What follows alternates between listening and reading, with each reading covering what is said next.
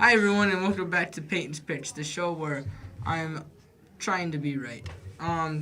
So this week we're gonna start out with our record. This will be week 5 of the NFL, and I'm currently 6-9. So negative record, but we've been having more time to do the show. So this week's picks are gonna be top tier.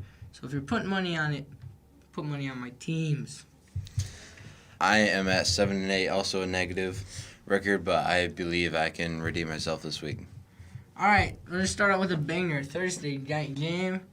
Colts versus Broncos, and I have the Colts winning this game. So the reason I think the Colts are going to win is because they haven't had a crazy explosive start to the season, but neither have the Broncos.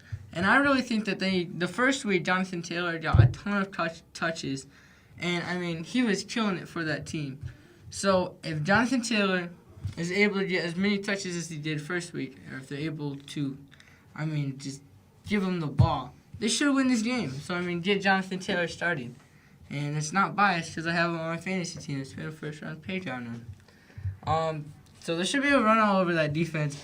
And even if somehow that doesn't work, you got to get Michael Pittman more involved in the passing game. So I think if they do that, they'll be able to win this game. I have the Broncos winning because even though they did come off a tough loss last week, it was to a very good team in the Raiders. Russell Wilson is improving throughout the season as he threw for 237 yards last week and was their rushing leader, surprisingly, as he rushed for 30 yards. The Broncos did not do very well against Josh Jacobs last week, but I think they will bring some more heat and should slow down Jonathan Taylor. Now we go to the Sunday morning game. So instead of a game of the week, we're going to do Sunday morning instead. So we go to a London game. For the London game, we're going to have the Giants versus the Packers, and Peyton will pick the Packers. So I have the Packers winning because even though they didn't have a great game against the Patriots, and considering the Patriots even had a third-string quarterback in, it was not looking good for them. But the Packers' run game were very strong. I think A.J. Dillon alone had over 100 rushing yards. It was about 118. And if they keep that going, they should be able to win against a defense that's not too keen on the rushing game. I have the Giants winning because they came off an amazing win last week against the Bears. They had a very good rushing game as Saquon Barkley ran for 146 yards. If they can use him right and they can score consistently.